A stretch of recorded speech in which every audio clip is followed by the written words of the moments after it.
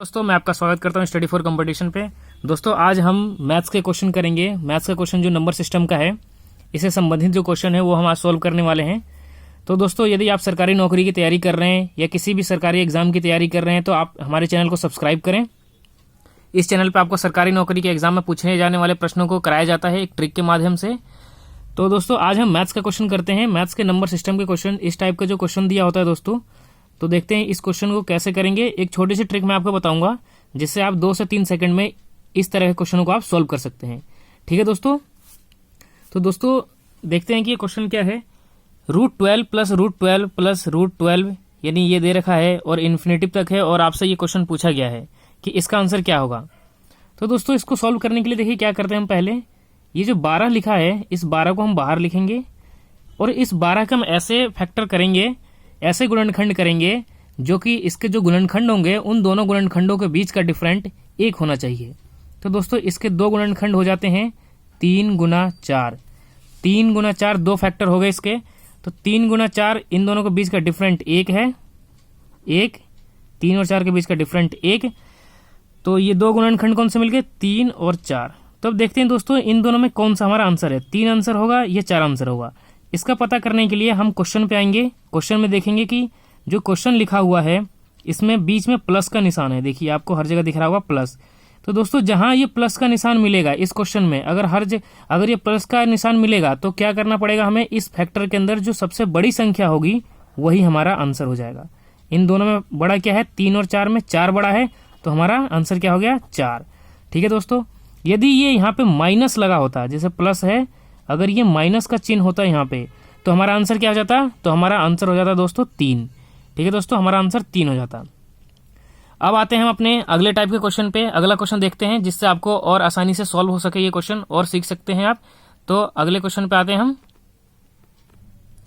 अगला क्वेश्चन दोस्तों हमारा ये है 2 नंबर का क्वेश्चन। √6 माइनस √6 माइनस √6 माइनस ऐसे करके ये डॉट डॉट डॉट ये क्वेश्चन जा रहा है और ये इसका आंसर पूछ रहा है। ये दोस्तों सेम क्वेश्चन उसी तरीके का है जो हमने भी ये क्वेश्चन करा था, बस यहाँ पे क्या है कि माइनस का निशान लगा हुआ है। यहाँ 6 लिखा है और यहाँ पे वहां पे प्लस था तो यहाँ माइनस है। अब देखते हैं माइनस वाले क्वेश्चन को कैसे सॉल्व करेंगे। आपको कुछ नहीं करना, सेम वही तरीका आपको यहाँ अपनाना है। ये जो 6 लिखा है इस 6 को लिखेंगे, इसके 2 फैक्टर करिए, 2 ऐसे गुणनखंड करिए जो कि इनके गुणनखंडों के बीच का डिफरेंट 1 होना चाहिए।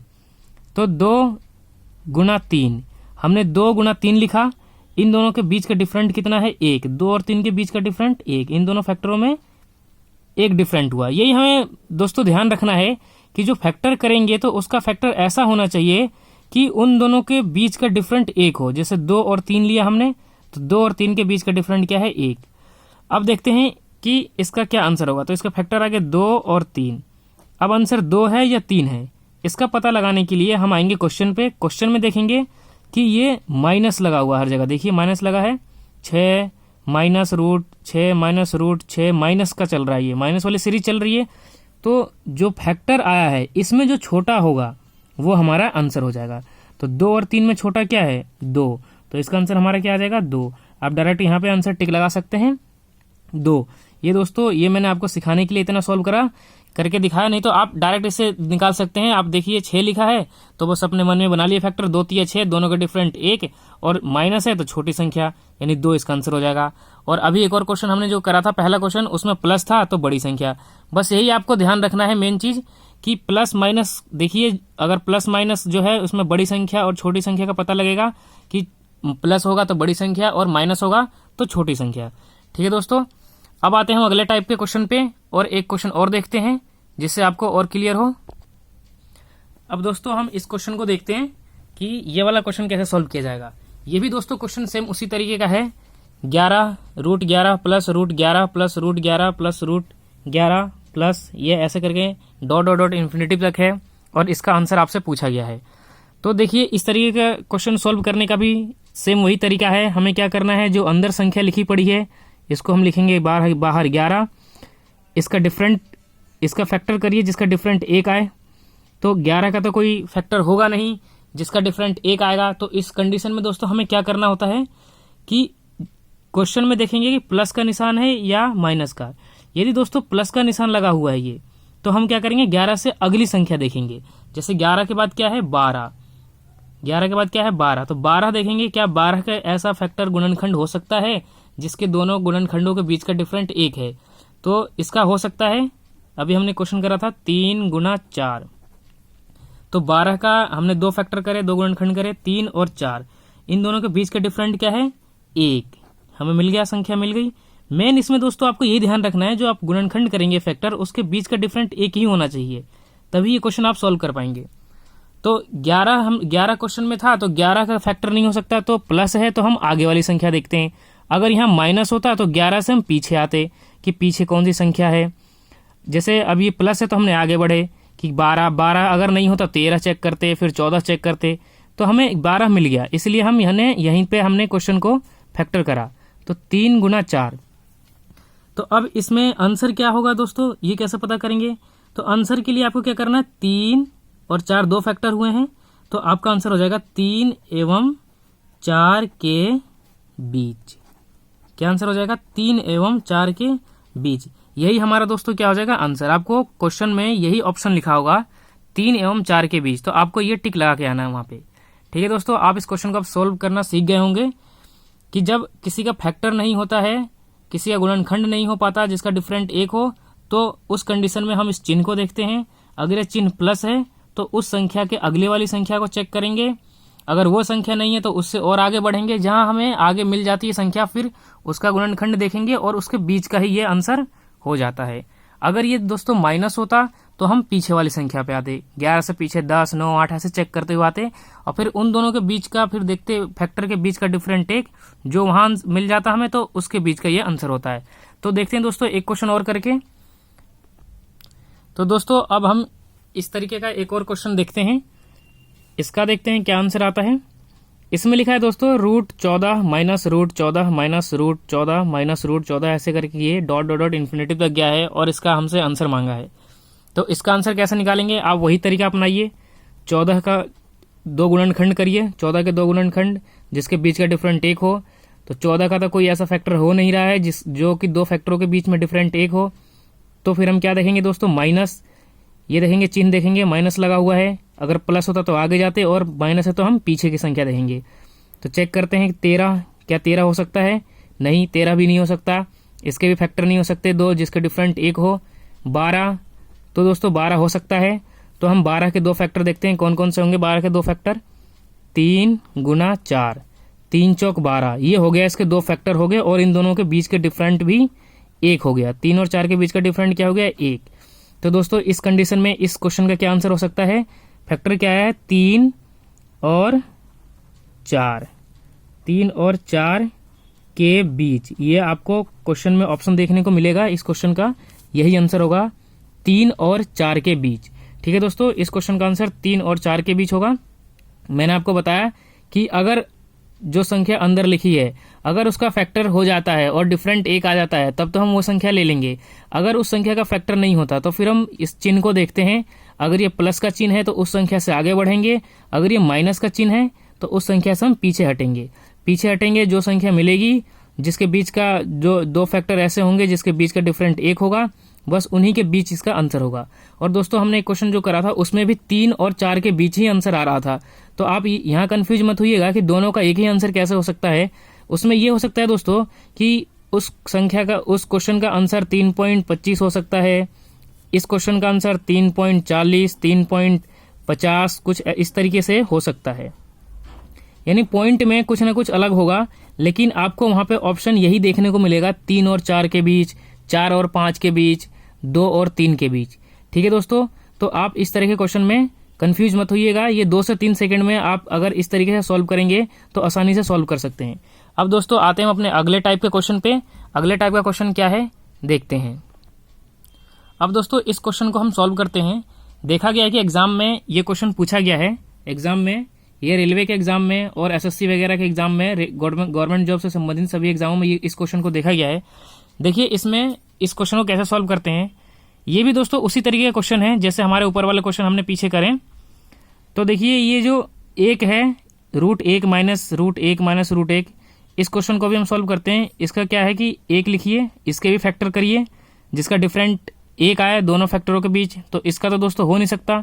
अगर हम करेंगे इसका फैक्टर तो 1 गुना 1 होगा, तो इन दोनों के बीच का डिफरेंट 1 नहीं हो रहा है, 0 हो रहा है, तो माइनस लगा हुआ है। तो इसके बाद क्या करेंगे, पीछे आते हैं हम, 0 का फैक्टर करिए तो 0 गुना 1, और इन दोनों के बीच का डिफरेंट 1 आ रहा है, तो हमने 0 ले लिया।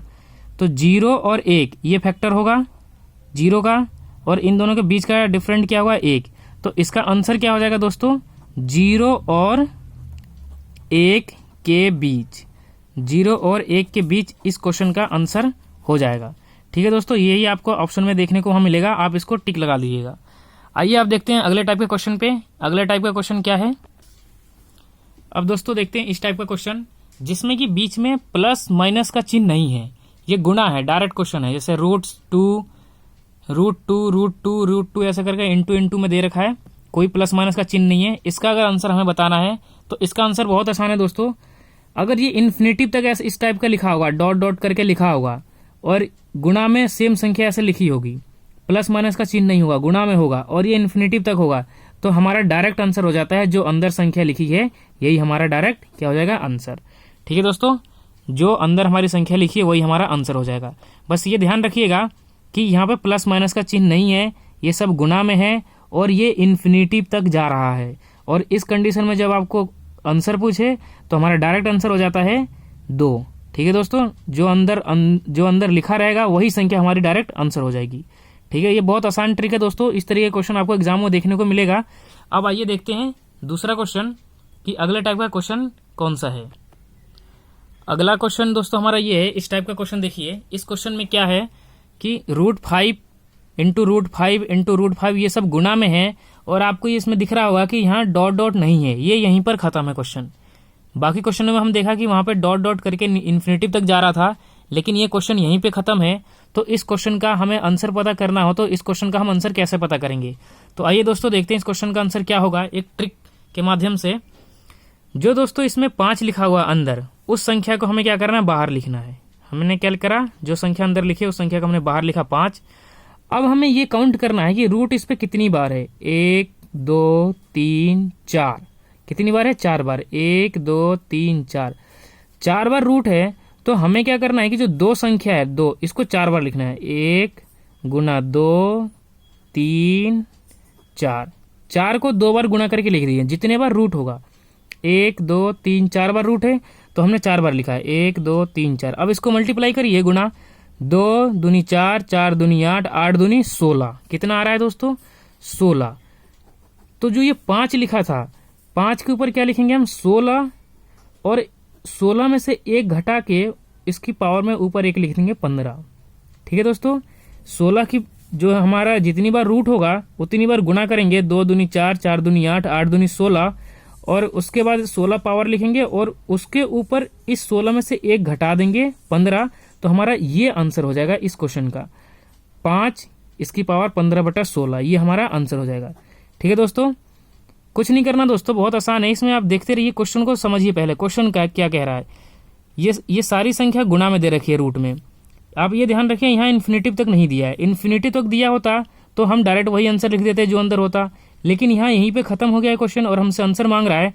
तो इसमें क्या करेंगे कि जो क्वेश्चन लिखा है वो लिखेंगे, उसके बाद रूट काउंट करेंगे कितनी बार है, 1 2 3 4 बार, तो 2 की गुणा 4 बार करेंगे, 2 गुना 2 गुना 2 गुना 2।